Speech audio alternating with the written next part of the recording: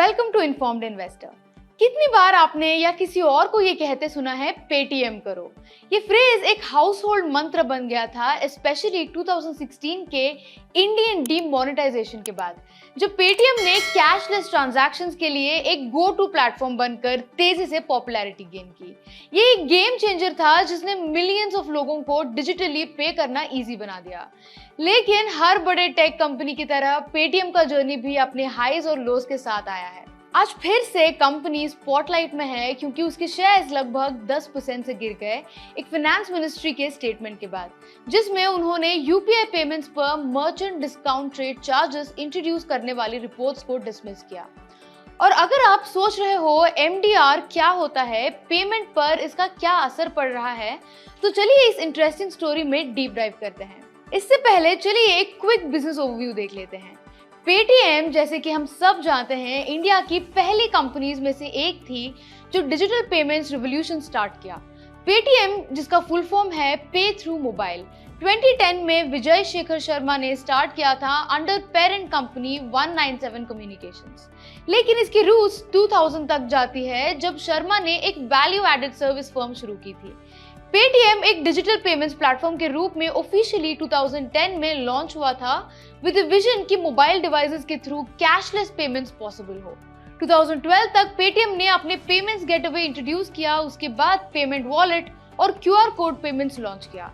अगले कुछ सालों में इसे मर्चेंट्स और कंज्यूमर्स को स्मार्टफोन के जरिए सीमलेसली ट्रांजैक्ट करना इजी हो गया। एक मेजर माइलस्टोन 2021 में आया जब पेटीएम ने अपना मेगा आईपीओ लॉन्च किया, जो इंडिया का लार्जेस्ट लिस्टिंग में से एक थी। लेकिन आईपीओ डेब्यू थोड़ा रॉकी था। पेटीएम के शेयर्स पहले ही दिन 27% से गिर गए।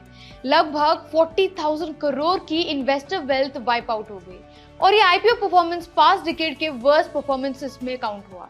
आज पेटीएम बहुत सारी सर्विसेज ऑफर करता है, इंक्लूडिंग मोबाइल पेमेंट्स विया wallet, UPI and cards, merchant payment solutions, financial services जैसे माइक्रो लोन्स, इंश्योरेंस और वेल्थ मैनेजमेंट, ई कॉमर्स और टिकटिंग सर्विसेज। इतनी सारी ऑफरिंग्स के बावजूद कंपनी के रेवेन्यू अभी भी मोस्टली पेमेंट्स और फाइनेंशियल सर्विसेज पर डिपेंड करती है। आईपीओ के बाद से पेटीएम के शेयर्स स्ट्रगल कर रहे हैं और अभी भी लिस्टिंग प्राइस से लगभग 42% डाउन है। अब आते हैं मेन एजेंडा पर। क्या है लेटेस्ट न्यूज और पेमेंट के शेयर्स क्यों क्रैश हुए? पेटीएम के शेयर्स 12 जून 2025 को 10% क्रैश हो गए जब फाइनेंस मिनिस्ट्री ने यूपीआई पेमेंट्स पर मर्चेंट डिस्काउंट रेट इंट्रोड्यूस करने वाली रिपोर्ट्स को डिसमिस कर दिया। अब एमडीआर क्या होता है? मर्चेंट डिस्काउंट रेट एक फी होती है जो मर्चेंट्स बैंक या पेमेंट सर्विस प्रोवाइडर्स को देते हैं जब भी कस्टमर डिजिटल पेमेंट करता है, जैसे डेबिट कार्ड, क्रेडिट कार्ड या यूपीआई के थ्रू। एमडीआर फी आखिर मिलती किसको है? एमडीआर 3 मेन प्लेयर्स के बीच शेयर होती है। इशूअर बैंक, वो बैंक जो कस्टमर्स का कार्ड या यूपीआई सर्विस इशू करता है। एक्वायरर बैंक, वो बैंक या पेमेंट सर्विस प्रोवाइडर जो मर्चेंट को पेमेंट्स एक्सेप्ट करने में हेल्प करता है। पेमेंट नेटवर्क या नेटवर्क प्रोवाइडर जैसे कार्ड या UPI networks, visa, Mastercard, RuPay, NPCI for UPI. अब चलिए फाइनेंस मिनिस्ट्री का क्लैरिफिकेशन समझ लेते हैं। डिजिटल पेमेंट्स को एनकरेज करने के लिए इंडियन गवर्नमेंट ने यूपीआई ट्रांजैक्शंस पर एमडीआर चार्जेस वेव कर दिए थे।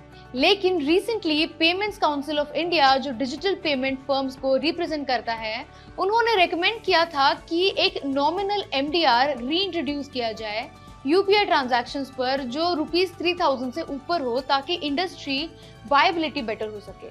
इसके रिस्पॉन्स में फाइनेंस मिनिस्ट्री ने एक स्ट्रॉन्ग डिनायल इशू किया, जिसमें लिखा था स्पेकुलेशन और क्लेम्स की यूपीआई ट्रांजैक्शंस पर एमडीआई चार्ज होगा बिल्कुल गलत, बेसलेस और मिसलीडिंग है। ऐसे बेसलेस और सेंसेशनल क्लेम्स लोगों में अननेसेसरी अनसर्टेनिटी, फियर और सस्पिशन क्रिएट करते हैं। Now why does this matter for Paytm? Paytm जैसे बाकी पेमेंट सर्विस प्रोवाइडर्स अपना कुछ रेवेन्यू एमडीआर फीस के थ्रू कमाते हैं। यूपीआई ट्रांजैक्शंस पर एमडीआर ना होने की वजह से पेटीएम अपने बढ़ते ट्रांजैक्शन वॉल्यूम्स को पूरी तरह से मोनेटाइज नहीं कर पाता। ग्लोबल ब्रोकरेज यूबीएस ने कहा कि फाइनेंस मिनिस्ट्री का एमडीआर से इनकार पेटीएम के स्टॉक के लिए एक नेगेटिव ट्रिगर है, क्योंकि इवन एक छोटी एमडीआर कंट्रीब्यूशन भी पेटीएम के नेट पेमेंट मार्जिन्स को सिग्निफिकेंटली बूस्ट कर सकती है। यूबीएस ने FY26 और FY27 के लिए पेटीएम के एडजस्टेड एबिटा एस्टिमेट्स में 10% से ज्यादा डाउनसाइड रिस्क का प्रोजेक्शन दिया है। अब चलिए नंबर्स की तरफ चलते हैं और देखते हैं कि रीसेंट क्वार्टर में पेटीएम ने कैसे परफॉर्म किया। FY25 के फोर्थ क्वार्टर में कंपनी ने अपना लॉस 550 करोड़ रुपीस से घटाकर 545 करोड़ रुपीस कर दिया, लेकिन Q3 FY25 के 2008 करोड़ के लॉस से बढ़ गया है। मेजरली एक वन टाइम 492 करोड़ रुपीस के ईसॉप कॉस्ट की वजह से, जब सीईओ विजय शेखर शर्मा ने 21 करोड़ रुपीस के स्टॉक ऑप्शंस वेव कर दिए। रेवेन्यू में भी 15.6% का ईयर ऑन ईयर डिक्लाइन देखने को मिला, लेकिन प्रीवियस क्वार्टर के मुकाबले 5% का सीक्वेंशियल ग्रोथ भी हुआ। पूरे FY25 की बात करें तो रेवेन्यू में 30% की गिरावट आई रेगुलेटरी डिसरप्शंस की वजह से, लेकिन पॉजिटिव साइड ये है कि कंपनी का लॉस काफी हद तक कम होके 633 करोड़ रुपीस तक आ गया है। एक और हाईलाइट ये है कि फाइनेंशियल सर्विसेज सेगमेंट का रेवेन्यू 545 करोड़ रुपीस तक बढ़ गया, जो कि 9% क्वार्टर ऑन क्वार्टर ग्रोथ दिखाता है। Higher share of merchant loans, trial revenue from default losses guarantee portfolio और बेटर कलेक्शन एफिशिएंसी के चलते। थोड़ा कॉन्टेक्स्ट देने के लिए यूपीआई हर महीने नए रिकॉर्ड्स तोड़ रहा है। मई 2025 में यूपीआई ने 18.68 बिलियन ट्रांजैक्शंस रिकॉर्ड किए, जिनकी वैल्यू 25.14 लाख करोड़ रुपीस थी। वॉल्यूम में 33% और वैल्यू में 23% का ईयर ऑन ईयर जंप। मई का डेली एवरेज 602 मिलियन ट्रांजैक्शंस का था, जिसका डेली वैल्यू 81,106 करोड़ रुपीस था। अगर आप सोच रहे हैं मार्केट लीडर कौन है, अप्रैल 2025 तक फोन पे ने इंडिया के यूपीआई इकोसिस्टम में अपना डोमिनेशन और भी स्ट्रॉन्ग किया विद 46.73% मार्केट शेयर। उसके बाद गूगल पे आया विद 36.26% और पेटीएम का शेयर था सिर्फ 6.76%। मिलकर फोन पे और गूगल पे 82% यूपीआई ट्रांजैक्शंस और 85% टोटल ट्रांजैक्शन वैल्यू को कंट्रोल करते हैं। एक और पॉइंट यहाँ पे हाईलाइट करना चाहूंगी, यूपीआई ने इंडिया के डिजिटल पेमेंट्स लैंडस्केप को रेवोल्यूशनाइज कर दिया है और अब ये ग्लोबली भी एक्सपैंड हो रहा है। Singapore, UAE, Sri Lanka, France, Bhutan और नेपाल जैसे कंट्रीज में भी। इससे इंडिया का यूपीआई इंटरफेस ग्लोबल मैप पर आ गया है। तो ओवरऑल देखा जाए तो पेटीएम का रोलर कोस्टर अभी भी जारी है। आज का 10% क्रैश एक स्ट्रॉन्ग रिमाइंडर है कि ये स्टॉक रेगुलेटरी और पॉलिसी डेवलपमेंट्स के लिए कितना सेंसिटिव है। अगर आप पेटीएम में इन्वेस्ट करने का सोच रहे हैं तो इन चीजों का ध्यान रखें। ये फेंट हार्टेड इन्वेस्टर्स के लिए नहीं है। वॉलेटिलिटी गारंटीड है। ये एक स्पेक्युलेटिव बेट है long term user base monetisation के लिए विया फाइनेंशियल सर्विसेज। आरबीआई और गवर्नमेंट पॉलिसीज पर बहुत क्लोजली नजर रखें। कोई भी नेगेटिव रेगुलेटरी न्यूज स्टॉक को शार्पली गिराने का रीजन बन सकती है, जैसे आज हुआ या जनवरी 2024 में हुआ था, जब आरबीआई ने पेटीएम पेमेंट्स बैंक को बैन कर दिया था। ऐसे मैट्रिक्स ट्रैक करो जैसे loan disbursal value, insurance premiums, AUM in wealth management. यहीं से फ्यूचर प्रॉफिट्स आने चाहिए। कंपनी के सस्टेन्ड नेट प्रॉफिटेबिलिटी के प्रोग्रेस पर नजर रखें। क्वार्टरली एबिटा इंप्रूवमेंट्स पॉजिटिव हैं, लेकिन नेट लॉस लाइन काफी क्रूशियल है। तो इतना सब देखने के बाद आप क्या सोच रहे हैं? क्या पेटीएम बाउंस बैक कर पाएगा? हमें कमेंट सेक्शन में जरूर बताएं।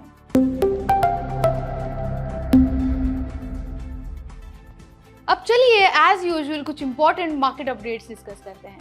एडिबल ऑयल के बढ़ते दाम को कंट्रोल करने के लिए सरकार ने क्रूड, सनफ्लावर, सोयाबीन और पाम ऑयल्स पर बेसिक कस्टम्स ड्यूटी 20% से घटाकर 10% कर दी है। रिफाइंड ऑयल्स के कंपैरिजन में अब ड्यूटी गैप 19.25% है, जिससे लोकल रिफाइनिंग को बूस्ट मिलेगा।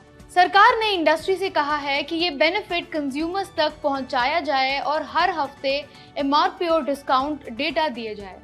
NCLT ने आइनॉक्स विंड एनर्जी लिमिटेड को आइनॉक्स विंड लिमिटेड में मर्ज करने की अप्रूवल दे दी है, जिससे आइनॉक्स GFL ग्रुप का विंड एनर्जी बिजनेस स्ट्रीमलाइन होगा और एफिशिएंसी बढ़ेगी। इस मर्जर से IWL के 2050 करोड़ के लायबिलिटीज कम होंगे और बैलेंस शीट स्ट्रॉन्ग होगी। IWEL के शेयर होल्डर्स को 10 शेयर्स के बदले 632 IWL शेयर्स मिलेंगे। ये मर्जर स्टेक होल्डर्स के लिए बेनिफिशियल होगा और रेगुलेटरी प्रोसेसेस को भी सिंप्लीफाई करेगा। नेक्स्ट, हिंदुस्तान कॉपर लिमिटेड अगले 5 से 6 सालों में 2000 करोड़ रुपीस इन्वेस्ट करेगा, मेनली मध्य प्रदेश में। कॉपर प्रोजेक्ट में माइनिंग ऑपरेशंस एक्सपैंड करने के लिए टारगेट ये है कि और प्रोडक्शन कैपेसिटी को 4 MTPA से बढ़ाकर 12.2 MTPA तक ले जाया जाए FY31 तक। ये इन्वेस्टमेंट झारखंड के PPP प्रोजेक्ट से अलग है, जहां JSW 2600 करोड़ रुपीस इन्वेस्ट कर रहा है। HCL का एम है कि डोमेस्टिक कॉपर सप्लाई को इंफ्रास्ट्रक्चर, EVs और रिन्यूएबल्स के साथ बढ़ती डिमांड्स को मैच किया जाए। इंडिया के सबसे पुराने और बड़ा डिपॉजिटरी NSDL जुलाई 2025 में $400 मिलियन का IPO लॉन्च करेगा। इस IPO में 50.1 मिलियन शेयर्स का ऑफर फॉर सेल होगा। IPO से NSDL को फ्रेश कैपिटल नहीं मिलेगा क्योंकि ये पूरे तरीके से OFS है। IDBI बैंक, NSE और SBI जैसे एग्जिस्टिंग इन्वेस्टर्स अपना हिस्सा बेच रहे हैं। IPO को ICICI securities, axis capital, HSBC और IDBI कैपिटल मैनेज करेंगे। सेबी ने अक्टूबर 2024 में लिस्टिंग अप्रूव की थी। Having said this is Neha signing off. Investments in securities market are subject to market risks. Read all the related documents carefully before investing.